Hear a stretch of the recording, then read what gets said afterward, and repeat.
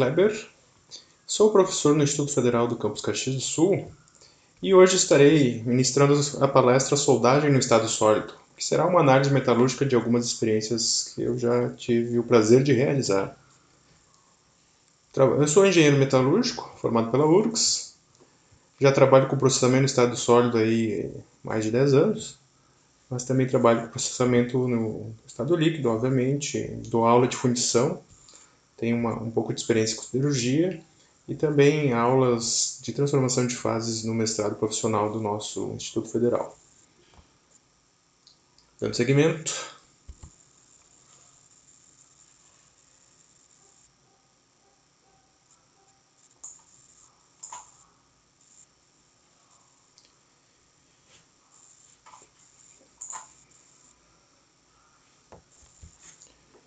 Bom, conteúdo desta palestra, então, falei um pouco sobre a união no estado sólido, obviamente, um pouco das diferenças com relação à soldagem por arco, muito importante para poder entender melhor como é que funciona a união no estado sólido, aplicações e o estado da arte.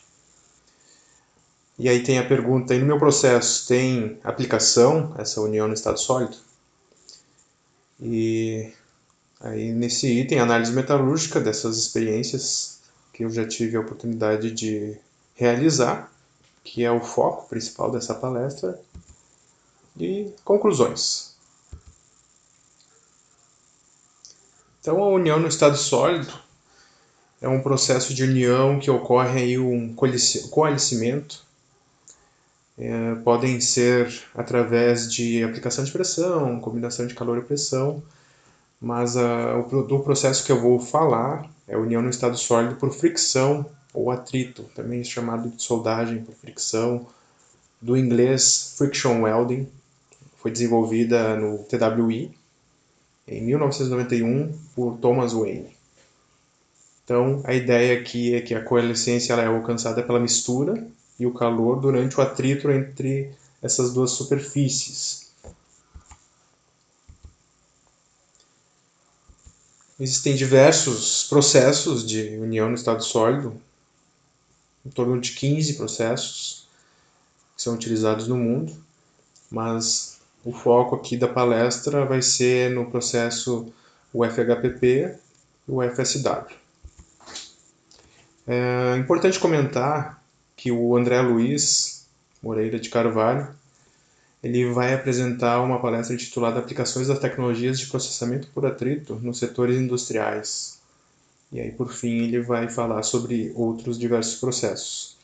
Se alguém tiver interesse em saber um pouco mais sobre os processos de friction, pode assistir a palestra dele, que vai ser bem interessante.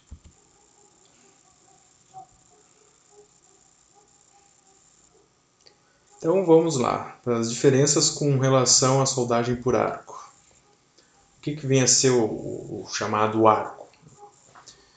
Todo mundo sabe que gás não conduz eletricidade, então para formar um arco eu preciso mudar o estado do gás, ele precisa estar ionizado, e dessa forma ele consegue transferir íons. Então o plasma é um gás ionizado, a densidade de íons e elétrons é alta e há um certo equilíbrio entre essas cargas.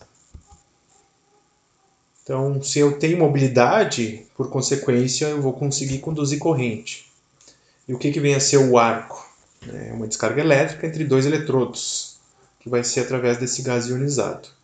O exemplo clássico de utilização de descarga elétrica, de entendimento de descarga elétrica, é um raio durante uma tempestade. Então, tu tem dois pontos, obviamente, com cargas distintas, contrárias. O arco, então, como é que ele vai ser iniciado? Tem que ter o contato entre os eletrodos, ou muito próximo de ocorrer o contato. Se for uma tensão alta, é importante comentar que o ar ele conduz eletricidade. A questão é a tensão, o quão alta ela está. Tanto que o raio, a gente vê ele no ar, né? Ele passando no ar. Então, dependendo da tensão, é possível que ocorra, sim, né, a formação do raio. Por alta frequência, por alta temperatura, e aí várias questões físicas, né?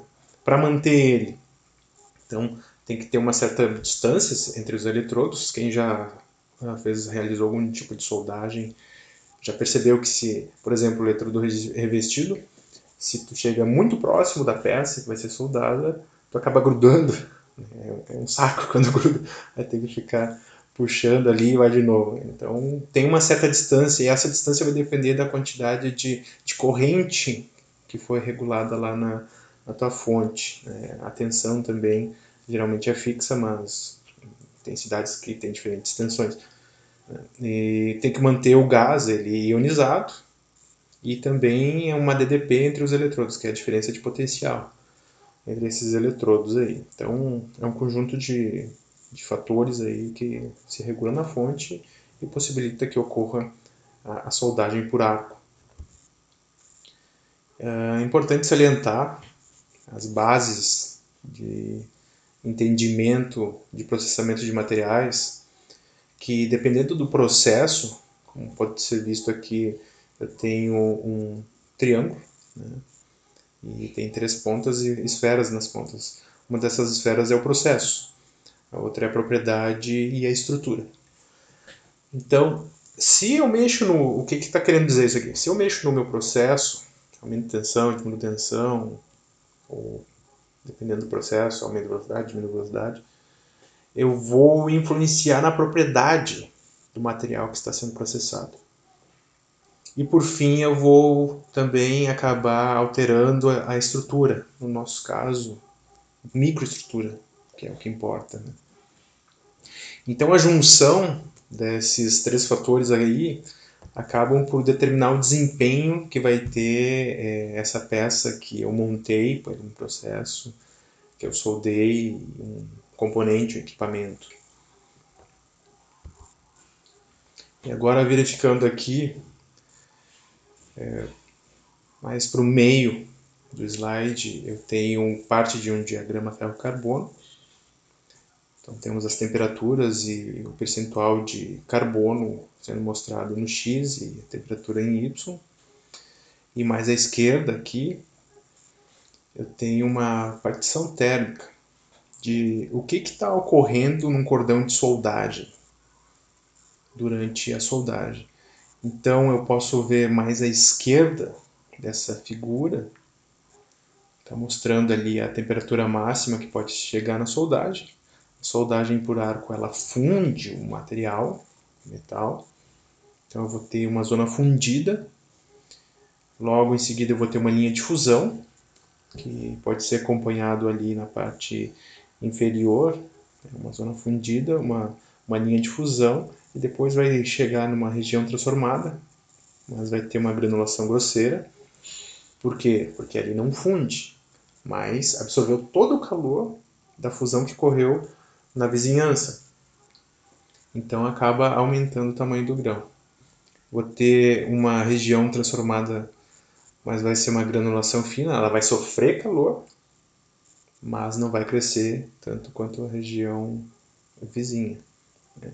Depois ali uma região parcialmente transformada, vai sofrer muito pouco calor, até essa região D também vai sofrer pouquíssimo, né, calor, mas o suficiente para ocorrer algum tipo de transformação ali, tanto que está escrita revinida ou esferoidizada, claro, falando de aço, e vai depender muito da questão da composição química também desse material.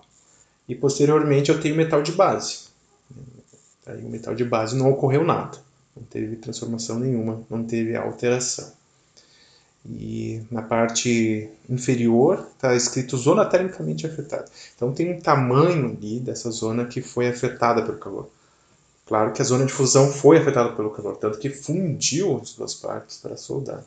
E todo o resto, até chegar no metal de base. No metal de base não ocorre a transformação, não ocorre, não afeta, o calor não afeta. Aí fica mais fácil dividir então Agora tenho aí sendo mostrado no slide 9 uma junta soldada. Então tem uma zona fundida bem ao meio, tem uma zona de ligação entre a zona fundida e a zona afetada termicamente, e posterior eu tenho o metal de base que não afetou em nada o processamento, o calor gerado, a energia gerada durante o processamento. E aqui eu fiz um tracejado para chamar atenção no que vai ocorrer ali durante o processamento. Então agora fica mais claro, tem uma macro mostrando a zona fundida novamente, a zona termicamente afetada e o metal de base. E mostrando as regiões que anteriormente eu estava chamando a atenção também naquele gráfico que mostrava as partições. Então está mostrando um pouco melhor agora da região de granulação grosseira, normalizada, intercrítica e a subcrítica. É importante mostrar esse tipo de imagem para a gente ter ideia do quão influencia na microestrutura, ou seja, o quão metalurgicamente influencia o processamento que eu estou aplicando ali durante a união através de arco. Tem algo que também que é importante chamar a atenção, que é a ocorrência da epitaxia, que o que ela vem a ser? Antes de ocorrer a fusão, eu já tinha alguns grãos que estavam alinhados no meu material, no meu metal. Aí ocorre a fusão, e depois dessa fusão, obviamente vai estar no estado líquido e vai solidificar, baixando a temperatura. Então, tem alguns grãos que ali já estavam, já tem uma estrutura cristalina determinada, já tem um crescimento do seu cristal, um alinhamento. Então, quando começar a solidificar, vai continuar naquela mesma estrutura que estava anterior àquele grão. São diversos. Então vai continuar. E aí a imagem que é mostrada é exatamente isso. Eles seguem a orientação do metal de base. Então isso ocorre apenas no arco, porque é ali que ocorre a fusão. Além disso, é importante salientar que o crescimento, e quando se fala de crescimento, seria o crescimento dendrítico da zona fundida durante a solidificação, é oposto à extração de calor. Então eu passo com o meu arco, se for uma solda de topo, eu passo com o meu arco, e o crescimento ele tende a ir atrás dessa energia que foi gerada pelo arco. E é perpendicular às isotermas. As isotermas, então, iso igual, termo de temperatura. Então, eu tenho diferentes temperaturas que se formam. Mais próximo do arco, vai ser muito maior a energia, então eu vou ter muito mais calor. E vai afastando do arco, então eu vou ter diferentes isotermas. Outra questão que ocorre devido à solidificação é a segregação. O que vem a ser a segregação? Eu gosto de deixar claro que a segregação ela é uma... Quando os átomos... eu tenho diferentes átomos, porque eu tenho uma diferente composição química. Então, tem átomos de materiais, de elementos, desculpe, perdão, que tem uma maior afinidade. Por exemplo, ferro com manganês tem uma afinidade maior. Ferro com cromo, já a afinidade não é tão grande quanto é em relação ao manganês. Só um exemplo para entender. Por que eu estou falando isso? Porque geralmente se liga a segregação à impureza. As impurezas são segregação, mas nem toda segregação é impureza. Por isso que eu estou comentando. Tanto que eu dei o exemplo do cromo. Cromo é um elemento nobre, utilizado para fazer aço inoxidável, entre outros tipos de liga, né? Alta liga, geralmente. Liga especial se chama também. Então, a segregação é quando não existe uma afinidade. E durante a solidificação ocorre esse fenômeno de segregação. Então, eu tenho dois materiais para serem soldados por arco. Eu gero o arco. Então, eu faço ali uma diluição, né? Funde aquela parte para ocorrer a união, e depois ocorre a solidificação. Obviamente que vai ocorrer uma segregação porque dentro do metal eu tenho diversos elementos. E esse tipo de segregação pode vir a causar problemas. Tanto que está sendo mostrado aqui no slide, ali está sendo mostrado, próximo da zona fundida, uma parte em A e uma parte em B. Dependendo do tipo de material, eu posso ter uma segregação que se coloca entre os grãos, e essa segregação ela pode facilitar a corrosão, ela pode diminuir as propriedades mecânicas, fazendo com que o componente venha a falhar muito mais rapidamente naquele ponto, né? Pode formar aí compostos de baixo ponto de fusão e gerar outros defeitos, trinca-quente, por exemplo, entre outras características aí, que o arco é uma característica do arco, porque é ele que funde, transforma em líquido e depois vem a solidificação. No atrito, o que acontece?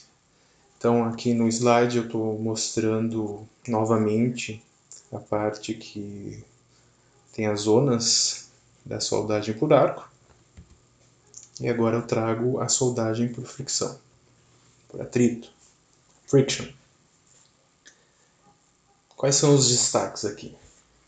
Então, eu tenho o diâmetro do ombro da ferramenta. A ferramenta, por exemplo aqui, a ferramenta então ela vai ter uma parte que vai entrar no material para fazer a mistura e tem o ombro que não entra. Ele ajuda a fazer com que não entre totalmente a ferramenta para o material. Então ele está mostrando o diâmetro desse ombro da ferramenta. Depois eu falo um pouco mais sobre as características deles. Então ali estou dividindo entre metal de base, zona termicamente afetada, que é um pouco semelhante com a zona termicamente afetada da soldagem por arco. Aqui tem algo diferente, que é a ZTMA. O que vem a ser a ZTMA? Zona termomecanicamente afetada. Além do calor, ela também vai ter uma influência da ferramenta, porque a ferramenta ela vai girar, ela vai atritar os dois materiais. Então ela vai mecanicamente fazer com que ocorra aí uma fricção entre o material. Então por isso que é termomecanicamente afetado. Destaco também as linhas, um pouco amarelo, alaranjado, que eu coloquei aqui. Note que enquanto está na zona termicamente afetada, as linhas ainda elas estão retas no material. Supondo que eu tenho um bandeamento num aço, por exemplo, que seria a ferrita, uma camada de ferrita, uma camada de ferrita, ferrita. Então vai estar alinhado. Aí quando chega na zona termomecanicamente afetada, ela vai deixar de estar alinhada. Ela vai ter uma tendência a subir para o lado da ferramenta, ali, do ombro da ferramenta. E, por fim, a zona de mistura, que é onde ocorre a mistura entre os dois materiais que estavam ali para serem unidos. E fica exatamente dessa forma aqui que está sendo mostrado no desenho. Depois eu falo um pouco mais por que dessa forma. Então, voltando naquele... Não é exatamente o mesmo slide, porque agora apareceu a palavra atrito ali acima, na nossa direita, no slide. Agora eu vou mostrar que essas temperaturas ocorrem de forma diferente aqui. Então, algo muito interessante no atrito, na soldagem por fricção, por atrito, é que não funde o material que está sendo unido. E já que não funde o material, aqueles problemas que são causados devido à fusão e solidificação dos materiais, por exemplo, a segregação, trinca-quente, não ocorrem. Como pode ser visto aqui, então, eu tenho uma temperatura diferente agora na linha tracejada em vermelho. Tem uma temperatura, ela está passando no meio pelo diagrama ferro-carbono, mostrando que não estou passando, né, pela parte ali da linha líquidos, que acima da linha líquidos tudo é líquido. Então não funde. Isso é importante também porque eu diminuo, agora está aparecendo zona termicamente afetada, e aí comparando as duas flechinhas ali embaixo da zona termicamente afetada por atrito e por fusão, eu percebo que a zona termicamente afetada na soldagem por atrito ela é menor. Isso é importante, porque quanto maior a ZTA, maior a possibilidade de transformações, de crescimento de grão, entre outras questões que podem ter consequências danosas aí para o material. O que mais que eu posso falar aqui? Bom, saliento, né, além da questão da temperatura, porque a temperatura, ela sendo menor ali na zona de mistura, em comparação com a temperatura na zona fundida, na soldagem por arco, sendo uma temperatura menor, a zona afetada pelo calor, então vai ter esse afetado não vai ser tão grande em proporção em relação ao arco, quando se fala da soldagem por atrito. Bom, esse é o capítulo de diferenças, né, com relação à soldagem por arco, né, na parte de metalurgia. Por isso que eu estou chamando atenção aí para o arco e para o atrito. Algumas diferenças. Claro que é uma análise superficial, estou mostrando didaticamente diferentes zonas, diferentes desenhos aqui do diagrama também, mostrando, para ir construindo conhecimento em cima disso. E o entendimento de onde eu quero chegar. Esse slide ele é interessante porque aqui mostra uma junta em T, e essa parte em amarelo aí no desenho do meio seria uma soldagem. Note que tem umas flechinhas, tanto na horizontal quanto na vertical. Então eu vou ter a tensão longitudinal dessa soldagem e a tensão transversal dessa soldagem. Quando eu tenho uma soldagem por arco, então o que acontece? Quando começa a solidificar o material depois que ele fundiu, é sabido, se você não sabe, vou falar agora, mas é sabido para quem trabalha com esses processamentos que ocorre o quê? Até o soldador ele fala no chão de fábrica, ele fala a solda puxa. O que ele quer dizer com a solda puxa? O material ele contrai. Então se eu estou fazendo uma soldagem plana aqui, aqui nas pontas dos meus dedos, depois que começar a solidificar, vai começar a ter uma tendência de empenar o material. É isso que ele quer dizer, o operador, com a solda puxa, o soldador. Então, o que ocorre é que eu tenho tensões longitudinal e transversal. E aí aparece aí no slide esse terceiro desenho, que ele é didático, só para a gente entender que se não tivesse ocorrido a soldagem ali na junta T entre as duas chapas, a solda ela iria diminuir, ela iria encolher. Mas como está soldado, como está, desculpe o termo, a palavra não é técnico, como estão grudadas as duas chapas ali, vai ter uma tendência de puxar, de contrair. Então isso também ocorre no arco. Ocorre na friction? Com certeza ocorre. Só que em menor proporção, porque eu não tenho o metal líquido ali durante a soldagem.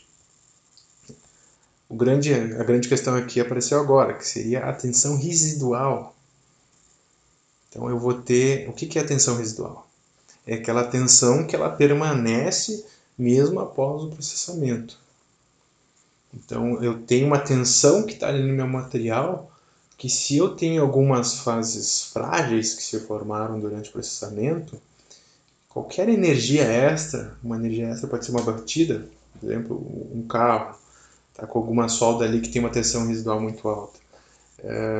Não é nenhuma batida em outro carro, é o simples andar ali um paralelepípedo, subir um morro, fazer uma curva, uma energia extra no material ali pode fazer com que rompa. Então, isso é importante de salientar e de falar.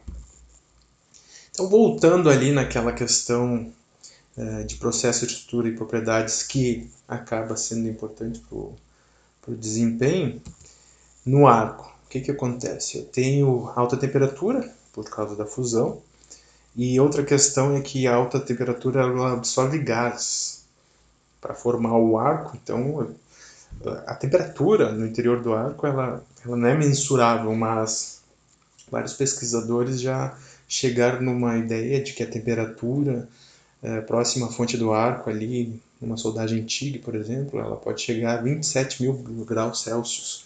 Então, é um absurdo de temperatura e energia.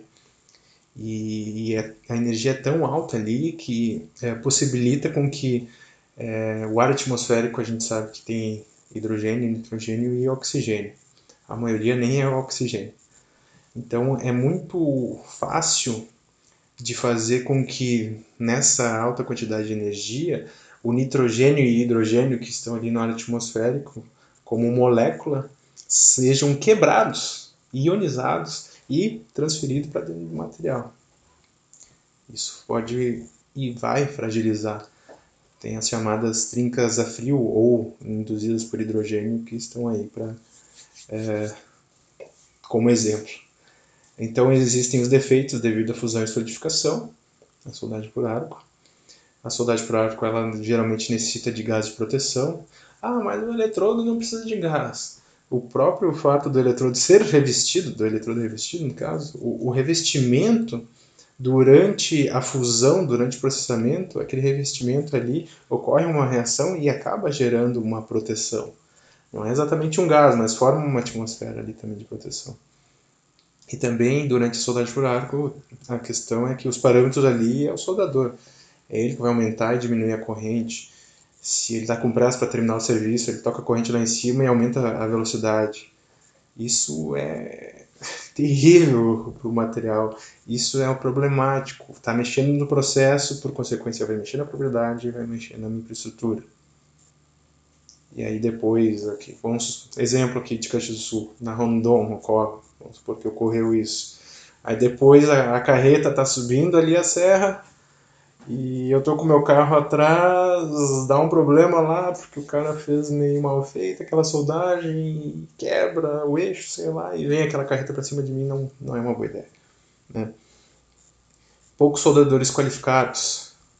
Soldagem pra... Tá, não são tão poucos assim, mas qualificados e que sabem fazer com qualidade e têm noção da metalurgia envolvida no processo, aí tende a diminuir cada vez mais, né, essa questão. Bom, e isso acaba tendo como propriedade concentrações de tensão, regiões empobrecidas de elementos, devido à difusão que ocorre por causa da alta temperatura. A corrosão é facilitada. Se ocorre a difusão empobrece, ocorre a corrosão. Um exemplo disso é a sensitização dos ácidos inoxidáveis, né? Que os átomos de cromo eles vão migrando por difusão, eles vão indo embora, e ali na vizinhança eles estão indo para o contorno de grão. Por que no contorno de grão? Contorno de grão, alta energia. Lá é mais divertido de estar, porque lá ele consegue correr mais livre do que dentro do grão. Então, acaba indo para o contorno de grão e ali na vizinhança do contorno de grão está empobrecido de cromo, abaixo de 10%, 9%. E ocorre uma corrosão naquela parte ali, porque o aço inoxidável ele tem que ter no mínimo 10,5% de cromo, mas por padrão a gente sempre fala que tem que ter no mínimo 12% de cromo, mas é comprovado que acima de 10,5% já é suficiente, mas tem aquele fator de segurança. Então acima de 12% não corrói, mas está abaixo, vai ocorrer a corrosão. E também a diminuição da resistência mecânica vai ocorrer aí. E aí, na microestrutura, fases intermetálicas devido à alta temperatura, a difusão é maior por essa alta temperatura, fase de alta dureza, de baixa dureza, afinidade com elementos cruciais, aparecer a sensitização. Tamanho de grão grande, devido à energia que foi alocada ali. No atrito, fazendo de certa forma é um comparativo. A temperatura já é menor que a temperatura de fusão. Isso é importante porque também eu acabo não tendo os defeitos de fusão e de solidificação. Gases de proteção só para alta liga, só para materiais de alta liga. Inconel precisa de um gás ali de proteção. Nem inox, eu fiz soldagem com inox, não foi necessário. E inox, inoxidável duplex. Mas vamos lá. Parâmetros da máquina, né? Aí se eu tenho como fixar os parâmetros da máquina, eu tenho a repetibilidade, porém eu tenho alto custo, isso é ruim. Né? Mas alto custo é aquela questão, por exemplo, que eu gosto de falar, a energia solar, ela tem um alto custo. Para investir em energia solar, para botar no Instituto Federal, ou na tua casa, ou numa cidade, com certeza vai ter um custo elevado. Mas depois de um tempo ela se paga, e aí já começa a economizar. Depois que inverte ali a curva, que já pagou o investimento, tu começa a economizar. Então, só para ter em mente, né, que essa questão de alto custo ela é relativa. Barato ser caro, né? É muito utilizado esse jargão. Eu vou ter uma baixa e média tensão residual. Eu tenho menor difusão, porque eu tenho temperaturas menores, eu nem fundi o material. Com isso eu tenho corrosão reduzida. Eu tenho uma resistência mecânica, em geral, ela é maior que o metal de base nos ferrosos. Nos não ferrosos, dependendo do tipo de liga, eu tenho uma menor resistência mecânica. Na microestrutura, claro que eu vou ter transformações, claro que eu vou ter fase intermetálica de alta dureza, baixa dureza, grande afinidade com elementos, só que bem menor, porque eu tenho menos temperatura, menos energia, menor difusão. Eu vou ter um tamanho de grão menor, e é sabido que em temperatura ambiente, quanto maior o grão, menor a resistência mecânica. Porque eu tenho. Por que isso? Porque eu tenho menos obstáculos para as discordâncias. Então, quanto menos obstáculos, mais fácil elas correm solta ali. E isso aí diminui a resistência mecânica. Para aumentar a resistência mecânica, eu tenho que trancar elas, né? Eu tenho que ancorar as discordâncias. Eu tenho um alongamento na ZTMA, porque ocorre aquele fenômeno que eu comentei, devido à fricção ali. Então ocorre um alongamento dessa ZTMA. Só que não cresce o grão, alonga. Indo agora para algumas aplicações de estado da arte. Então estão sendo mostrados diversos exemplos. E aí já estava destacado ali união de metal com cerâmico. Então tem um exemplo sendo mostrado ali do metal cerâmico revestido com alumínio, uma chapa revestida de alumina e um pino de alumínio, fazendo essa união aí. Até onde eu saiba, por arco não tem como fazer esse tipo de soldagem. É possível metal com polímero, também de uma forma tranquila. Está sendo mostrado aqui alguns eixos de implementos. Também é fazível, né, com friction. Aqui no grupo Randon se faz esse tipo de soldagem. É a soldagem mais simples, convencional. Tu vai ter duas peças, vai girar e pressionar uma contra a outra. Bom, haste de brocas, perfuração, de bombeio de petróleo. Então, ligas dissimilares diversas, né? Ligas de cobre, alumínio com magnésio, entre outras possibilidades, com Inconel, que é uma liga à base de níquel. Na indústria petroquímica tem sido muito utilizado a soldagem por fricção, por todas as características que eu já apresentei, aumenta a resistência mecânica, diminui a corrosão, tem possibilidade de soldagem de materiais similares. Então tem exemplos aí, soldagem de tubulações de aços API, X65. Aqui no nosso canto direito eu estou mostrando um tubo que ele é revestido por um aço carbono, um X65 da vida pode ser, e tem uma liga de resistência à corrosão na parte interna, um inoxidável ou um Inconel. E imagina fazer uma soldagem a arco de dois tubos com esses dois materiais tão distintos, então tu vai ter uma mistura muito grande de elementos e tudo aquilo que eu já comentei sobre difusão, sobre problemas de ocorrer ali a segregação, entre outras possibilidades, é maior e isso possibilita corrosão, e aí eu vou botar esse tubo para extrair petróleo lá no fundo do mar e imagina, vai durar, sei lá, 5 anos, daí vai ter um problema, e aí aquele poço vai vazar petróleo no mar e ninguém quer isso. Indústria ferroviária, então alguns vagões construídos aí por friction, então ligas de alumínio, tudo começou na friction com liga de alumínio. Até uma curiosidade, o Thomas, quando ele desenvolveu essa soldagem, ele não estava procurando desenvolver uma soldagem, ele estava usinando duas chapas de alumínio. E ali deu uma falha, e acabou soldando aquelas duas chapas ali. E aí ele percebeu, né, os dois materiais ficaram unidos, né?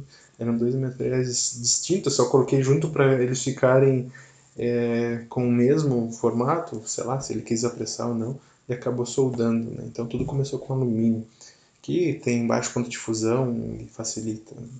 Com os aços começou a desenvolver mais agora nos anos 2000 e já está se partindo para ligas de alta quantidade de elementos.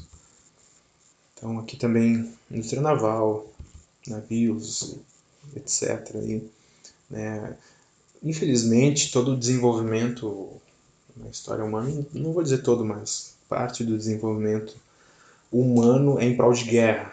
Então temos aí anfíbios, né, sendo feito com material de soldagem para friction. Depois eu vou citar um exemplo na sequência aí de a parte aeroespacial também. Então tem um desenvolvimento, mas às vezes é em prol de guerras, ganhar o espaço e coisas do gênero. Então, indústria aeronáutica tem ali, chama atenção aqui com essa flecha, eliminação de 60% dos rebites. 60% dos rebites. Fazendo um cálculo ali, 1 grama, 2 gramas, sei lá quanto é que pesa um rebite. Num avião, um Boeing da vida ali, se eu diminuir 60% dos rebites, eu vou diminuir o peso daquele avião, por consequência, usar menos combustível e a natureza agradece, né? Ligas de magnésio, então, já vem utilizado há um bom tempo aí pelo setor automobilístico, que se utiliza de ligas de magnésio, alumínio, e assim vai, né? Espessuras das mais diversas aí, que também são utilizadas. Se for uma chapa muito fina na soldagem por arco, pelo que pareça, é mais difícil, mas na friction não tem problema nenhum. Bom, a indústria aeroespacial é muito importante, e até tem um vídeo aqui que eu assisti o ano passado, foi exibido em 14 de julho de 2019 no Fantástico. Vou passar aqui o videozinho. Isso aqui é uma peça já da segunda fase da missão. É do foguete que vai levar o homem à Lua. Isso aqui é a tampa de um grande tanque de combustível que vai ser necessário para tirar o foguete da atmosfera. O foguete de verdade, aquela tampa é essa parte aqui. Os engenheiros dizem que a parte mais difícil é tirar o foguete da Terra. Para isso precisa de muito combustível. Olha só o tamanho disso aqui. E esse é só um dos barris que vão ser soldados depois para formar um grande tanque de mais de 2 milhões de litros de hidrogênio líquido. Para você ter uma ideia da complexidade do projeto, olha só. Olha a friction ali. É formado de várias placas de metal que depois vão ser soldadas juntas. Para fazer essa solda, eles construíram um novo robô, uma nova tecnologia, só para fazer isso aqui especificamente. Exageraram, né? Claro, o repórter é leigo, mas friction, só isso. A ideia é que em 2024 ela leve, além do grupo de astronautas, material para construir uma base que vai servir como a porta de entrada de Marte. Eles querem que o foguete leve em 2024 o chamado Posto Avançado Lunar, que vai servir de base para os humanos morarem na Lua. Serão os primeiros colonizadores. Diversos equipamentos aí também podem se utilizar de friction. Por isso que eu acabei deixando mais o vídeo. Beleza. Então a friction também está levando o pessoal aí para a Lua, de novo, para Marte. Agora um outro capítulo aí, bem curtinho, e no meu processo tem aplicação? Claro que se o cara trabalha como, enfim, conserta portão, não tem sentido trabalhar com friction. Mas se tu quer eliminar rebite, por que eliminar rebite? Além do peso, quando tu faz uma friction, tem uma ligação metalúrgica, e o rebite não é uma ligação metalúrgica. Tu tem uma chapa com outra chapa e um prego. Né? às vezes são materiais distintos e isso pode causar uma pilha galvânica, por exemplo, vai dar corrosão por fresta, por pitching e assim vai. Então tem como evitar. Também utilizando friction existe a possibilidade do aumento da vida em fadiga. Aí eu usei o exemplo dos tubos de petróleo, o que poderia durar 5 anos, pode durar 20 anos se eu utilizar uma friction. Aumento da resistência à corrosão, né? Então, tudo isso aí é um ponto de vista metalúrgico. Olhando a metalurgia envolvida no processamento, é garantido que eu consigo aumentar a resistência à corrosão, é garantido que eu consigo aumentar a resistência mecânica. Eu posso fazer qualquer tipo de união de chapas e barras, trabalhando com chapas e barras. Falei anteriormente, para consertar um portão, para fazer um portão, poderia fazer por friction? Poderia, mas não tem sentido, né? Usa ali um eletrodo bem tranquilo ali de serralheiro que dá de boa. Reparo e manutenção preventiva. Essa questão do reparo é crucial. Tanto que teve um acidente na plataforma P36, se eu não me engano, da Petrobras, faz uns 10 anos, eu acho. Na época foi um problema de manutenção preventiva. Vai saber o que aconteceu lá. Daqui a pouco foi algum problema aí que poderia ter sido evitado. Diminui o empenamento, porque eu tenho uma tensão residual muito menor, e isso é importante também. Então, ocorre aí uma melhoria da qualidade metalúrgica e mecânica dos componentes em geral. Viu? Capítulo rapidinho. Então, agora falando do FHPP, agora entro de fato na análise metalúrgica de algumas experiências. O que vem a ser o FHPP? Friction Hydro Pillar Processing. Só que não vou dizer portuguesando, porque está embaixo ali o aportuguesado, mas seria um reparo com um pino consumível. O pino vai ser consumido durante a fricção. Vou falar um pouco melhor daqui a pouco. Ele é muito interessante para reparo de trincas, sejam elas do tamanho que elas forem.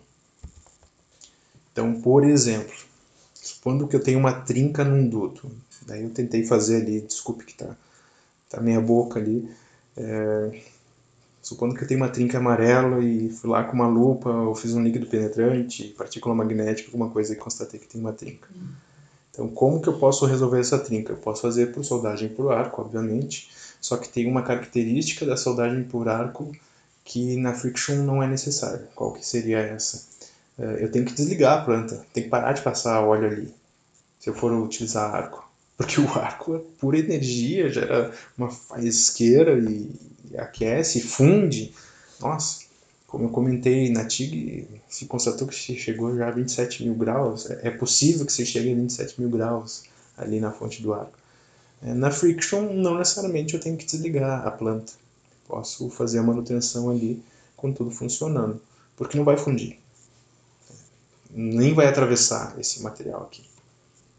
Então, voltando aqui, tem uma trinca. O que pode ser feito? Vamos ver se fica fácil de entender aqui. Tem uns pontilhados ali, que vai ser o formato que eu vou fazer, eu vou usinar, tirar fora essa trinca. Então, usina-se um furo para tirar a trinca, aí depois vem-se com um pino consumível, e algo muito interessante que esse pino eu vou comprar com uma composição química do mesmo material, da chapa, da barra, do tubo. Então, isso é fácil. Eu consigo com a mesma composição química praticamente. Às vezes vai se comprar um eletrodo, dificilmente ele vai ter a mesma composição do material. Então, tem um diagrama de Schaeffler lá para conseguir fazer ali, entender como é que vai ocorrer a diluição que vão se formar. Muito bem, então começa-se a rotacionar esse pino, e ele é prensado contra o furo, né, e a geometria da ponta do pino é semelhante com o furo. Então ele é prensado durante essa rotação, né, e devido a esse atrito que ocorre entre as duas partes ali, né, vai ocorrendo um aquecimento do material e parte do pino do material vai se misturando com esse metal de base ali e vai escoando. Ocorre um prensamento ali, enquanto vai girando, vai sendo prensado, e ocorre então essa união aí dos dois materiais. Ocorre uma ligação plástica, união plástica no estado sólido, né, sem fusão. Então esse é o FHPP. Agora aqui tem um artigo de minha autoria, tá aí o título do artigo, tá aí também o endereço para quem tem interesse em dar mais uma olhada nele. Esse artigo aqui é de 2016. Qual que foi a ideia aqui? Utilizando-se de barra SAF 2205, que é um duplex, um inoxidável duplex, ele vai ter 22% de cromo e 5% de níquel. Então, usando elas retangulares e na mesma composição redondas, retangulares para fazer o metal de base e as redondas para fazer os pinos. Esse foi feito o estudo dessa forma. Aqui é a máquina que foi utilizada para fazer essa máquina MSA50, ela pertence ao Laboratório de Metalurgia Física da URGS. Aqui as geometrias que foram testadas, podem notar que tem diferenças nas geometrias, nas bases nos metais de bases ali, os furos, tem diferenças de raio, de ângulo não, mas de raio tem bastante, e os pinos também. Então foram feitos vários ensaios aí com diferentes forças, 5 kN, 10 kN, 18 kN, 25 kN. Onde é que está esse kilonewton aí? É a força axial necessária durante a friction, onde o pino é prensado contra o metal de base. São forças que não são tão altas assim. As primeiras friction foram, na época, foram desenvolvidas com 100 kN, 200 kN. Então, quando se chega em forças menores assim, é importante, porque daí tu vai exigir um elemento menos robusto para desenvolver essa soldagem. Então, quanto menor essa força, melhor.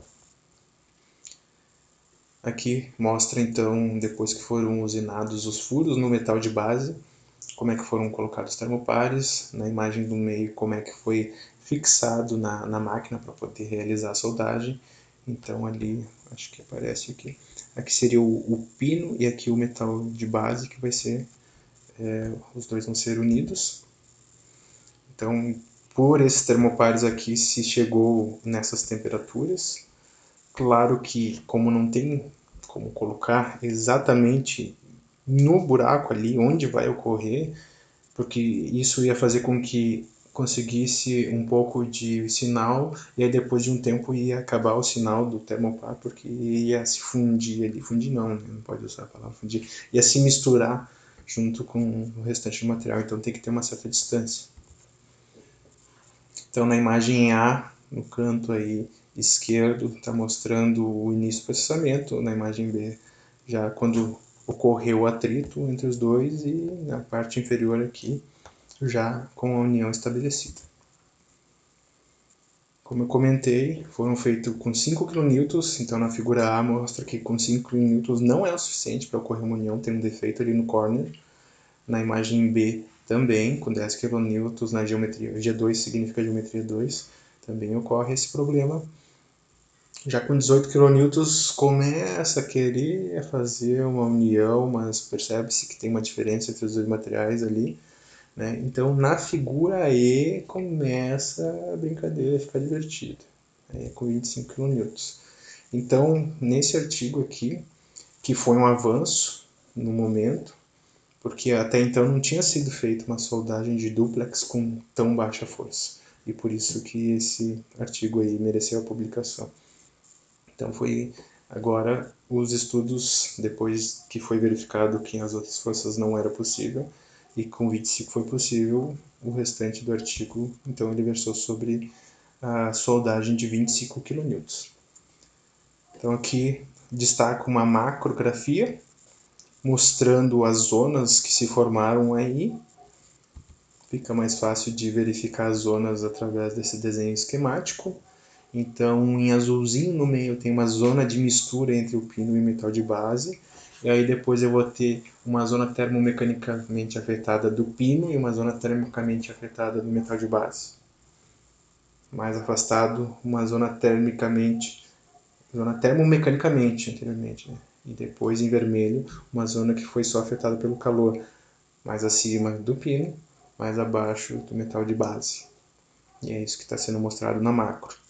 Também destaque ali que tem um A maiúsculo com ABC minúsculo, B maiúsculo D e F. Isso vão ser as micrografias que eu vou mostrar na sequência. Aqui estão. Se tem uma ideia do que está se formando. Como pode ser visto, não existe nenhuma dendrita aqui, não fundiu o material. Mas eu tenho bastante Widmanstätten, as famosas austenita de Widmanstätten. Sei que o pessoal está se perguntando, austenita de Widmanstätten? Sim, austenita de Widmanstätten, por causa do material, o duplex que eu estou trabalhando.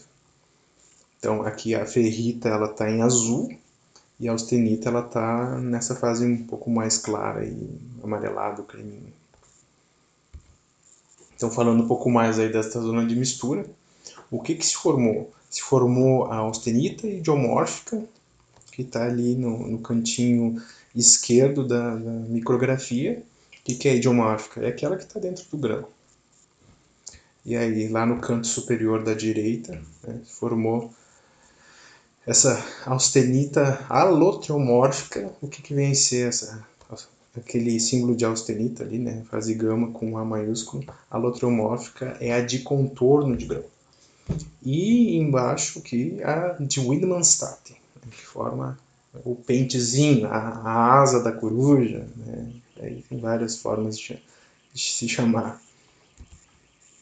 Algo muito importante que apareceu também nesse estudo foi a formação de uma estrutura microduplex, como pode ser visto ali na escala, está mostrando 20 microns.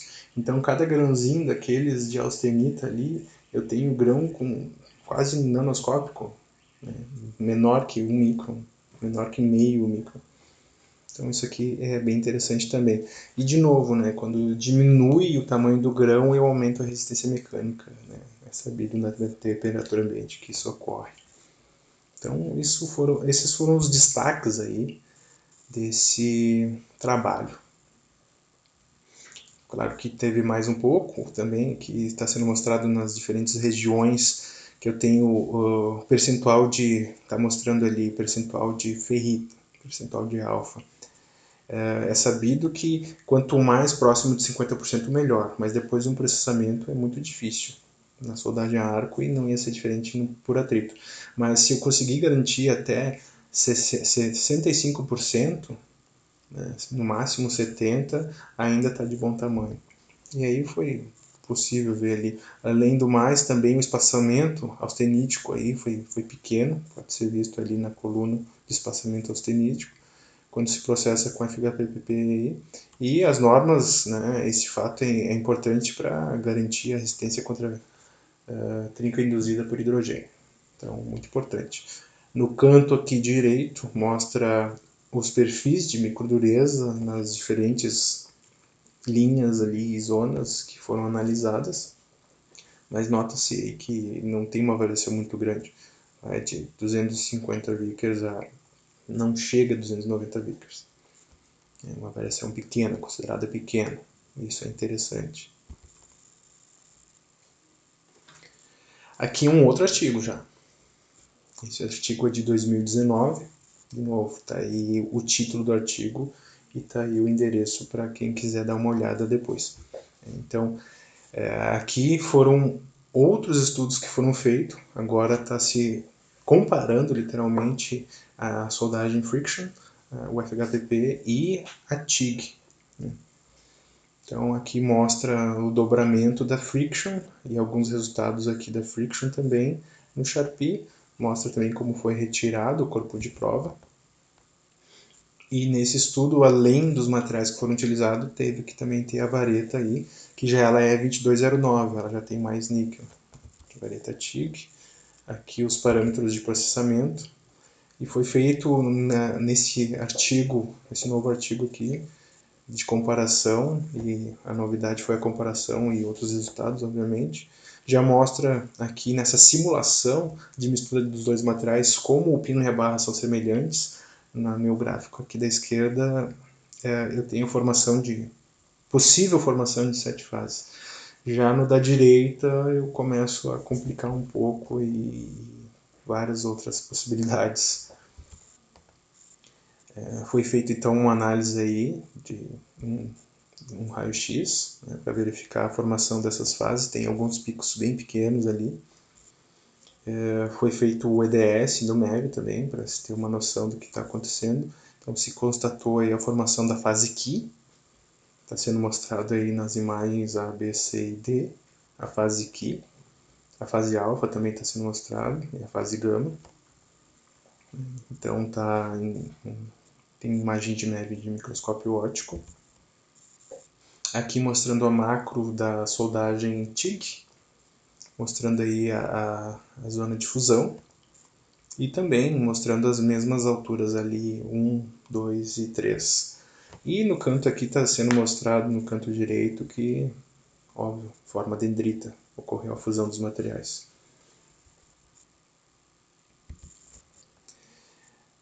Algo que chama atenção é a formação de intermetálicos. A fase Ki está sendo destacada aqui, com as flechinhas brancas, e na figura C tem um aumento, mostrando ali na figura D uma fase Ki relativamente grande que se formou ao redor de todo o material próximo ali da soldagem, devido ao calor, obviamente, formou essa fase Ki. Essa fase Ki aí, ela não é muito boa, normas aí, inclusive é aceitável aí um percentual máximo de 0,5% de intermetálicos nos FHPP, então se chegou aí no máximo a 0,49 já na soldagem antiga e passou em todos os critérios.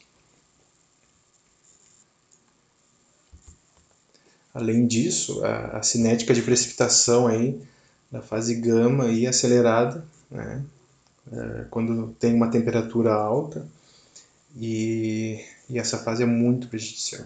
Né?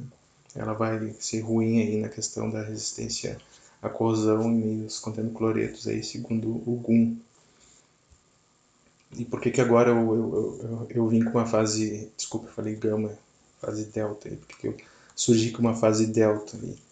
Porque a fase Ki e a delta, elas andam de mãos dadas. Então aqui estão os resultados comparados de FHPP e TIG. Além disso, o dobramento no canto está mostrando que houve ali uma falha, está sendo mostrado nas setinhas vermelhas. Então o Sharpie se mostra menor na TIG. E a microdureza, ela acaba sendo muito maior aí a variação na TIG. Tem uma falta de fusão sendo mostrada pela setinha ali. E tem uma coisinha branca que está ali próxima do segundo perfil de microdureza. O que será que é isso aí? Bom, analisei o que é isso aí. É uma inclusão de tungstênio. E não era só aquela ali, tinha outra ali do lado. Então o EDS aí mostra que é tungstênio puro, que obviamente não vai ocorrer na friction.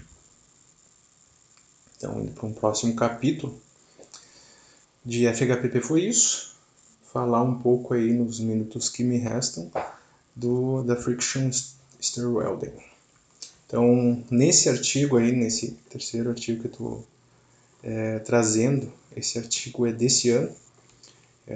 Antes de realizar aí os 2 passes de soldagem de friction numa chapa cladeada, foi necessário cladear essa chapa. Então, você pegou uma chapa de API, está sendo mostrada aí esquematicamente, e foram feitas 2 camadas de Inconel nessas chapas aí. Então, aqui está mostrando a imagem da chapa. O estudo preliminar do slide 20 lá, né?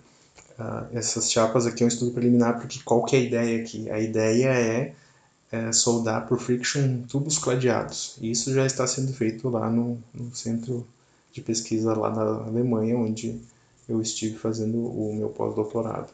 Inclusive, a gente conseguiu fazer essa união. Só que como ainda não foi publicado nada, felizmente eu não posso mostrar. Talvez no congresso do ano que vem ou num outro artigo.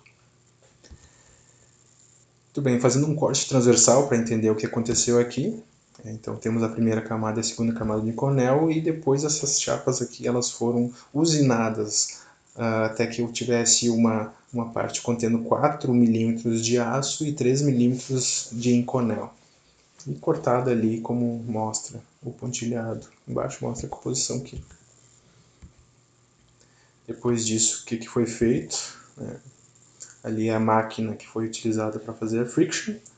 Então tem os parâmetros de soldagem aí, quanto é que foi o RPM, quanto é que foi a velocidade de soldagem, quanto é que foi a força que foi utilizada para soldar essas chapas aí, a ferramenta utilizada. Então o probe, quando se trabalhou na soldagem por Inconel, foi de 3 mm e no aço foi de 4 mm. Aqui é um esquemático só mostrando a ponta da ferramenta, que naquele momento eu usei esse item aqui. Então aqui fica melhor e aí dá para entender onde é que é o ombro agora. Então, o que foi feito? Teve um primeiro passe de soldagem, primeiro foi o lado do aço, então ocorre de início a rotação, e tem o lado de avanço, então essa soldagem ao contrário, né? Enfim, o lado de avanço é para onde vai avançar o giro, e o lado de retrocesso é por onde ele vai voltar. Então, depois de iniciar a rotação, baixa-se a ferramenta, rotacionando ainda, né? E aí ocorre uma força axial contra as chapas para segurar e ocorre aí a mistura, como pode ser visto aí no esquemático. Depois de finalizada, obviamente vai se subir a ferramenta e, como característica aí, vai se ficar um buraco de saída e temos a face de soldagem. E o esquemático é interessante, depois tem um vídeo, vai ser possível perceber que fica até melhor do que esse desenho esquemático, é coisa linda de se ver. Então, após esse primeiro passe aí, o que foi feito? A metodologia do trabalho. Virou-se a chapa para o lado do Inconel e fez-se o mesmo processamento, só que agora com outra ferramenta, né? Agora é 3 mm. Baixa, e aí força axial e ocorre a união. E sobe. E aqui eu tenho um videozinho. Vamos ver. Sim, queremos ver o vídeo.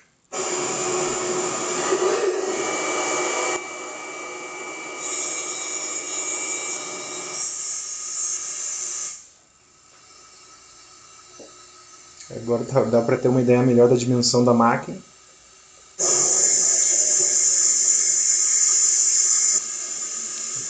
Aumenta o torque quando crava nos materiais.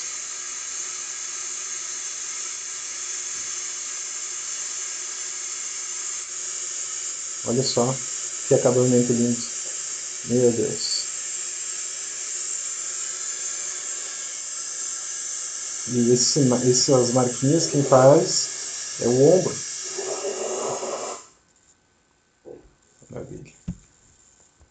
Coisa linda de se ver. Bom, o que eu tenho na primeira camada e na segunda camada do metal de base do Inconel? Primeiro, no aço, eu tenho perlita e ferrita, e nessas camadas eu tenho uma estrutura dendrítica colunar. Então aqui é possível ver na segunda camada eu tenho a formação aí de carbonetos. Na primeira camada também eu tenho carbonetos. E também tenho a formação de fases leves, tanto no primeiro quanto no segundo. Agora tem uma macro, e aí é possível ver a soldagem do primeiro passe e do segundo passe. Então eu tenho a primeira camada que foi... Essa primeira e a segunda camada foi lá na construção do metal de base antes de ocorrer a soldagem por fricção. Por que eu estou mostrando essa primeira e segunda camada? Porque foi visto no slide anterior a formação daquelas fases leves, e também eu vou até voltar aqui, note nessas imagens ali que está mostrando o material de base, o tamanho da estrutura formada, o tamanho do grão. Porque com a friction vai ocorrer uma quebra desses grãos, vai diminuir bastante. E também vai ocorrer uma quebra dessas fases deletérias aí. Na parte de baixo também está mostrando. Então, o que é ZM? Zona de mistura, ZTA, zona termicamente afetada. Aí tem o lado de avanço e o lado de retrocesso, que estão em amarelo. MB, metal de base. E qualquer dúvida, estamos aí. Fazendo uma análise primeiro do aço. Então, Depois do processamento aí, formaram essas microestruturas lindas de se ver, mas é perceptível que não é uma variação muito grande de tamanho de grão, uma variação bem menor do que se fosse um outro tipo de soldagem aí. Então, por consequência, aí, o que se formou? Se formou principalmente bainita, predominância bainita, um pouco de ferrita de Widmanstatten, agora é a ferrita, né? A stanita estava lá no duplex. Teve uma redução no tamanho, né? Até teve um destaque ali de grão na ZTMA2. O que é essa ZTMA2? Isso é algo fantástico que ocorreu nessa experiência. Porque foi feita primeiro a soldagem no aço, primeiro passe. E aí depois teve a soldagem no Inconel. Só que essa soldagem no Inconel acabou influenciando na primeira soldagem. Olha só, isso é um resultado importantíssimo. É um destaque desse artigo aí.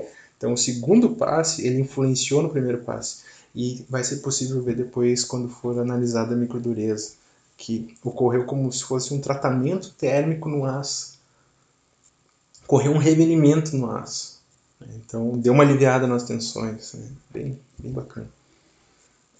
Agora, fazendo uma análise da parte de cima, do Inconel. Então, como é que é o metal de base, né, que eu tinha falado para dar uma olhada, prestar atenção, como é que ele é tanto na primeira camada quanto a segunda camada. O primeiro C é a primeira camada, o segundo C é a segunda camada. E olha como é que fica depois da friction. Olha a redução do tamanho de grão. É fantástico, notável aqui. Então o FSW ele modificou a microestrutura de dendrítica para grãos axiais refinados, com um pouco de maclagem ali, um pouco de maclas. Tem uma quebra e redistribuição desses intermetálicos e fases secundárias que isso acaba promovendo uma melhoria aí nas propriedades mecânicas. E aí está escrito lá no artigo quem foi a referência que falou que é melhor que tu tenha, se é para ter precipitado fase deletéria, que tu tenha eles em menor tamanho.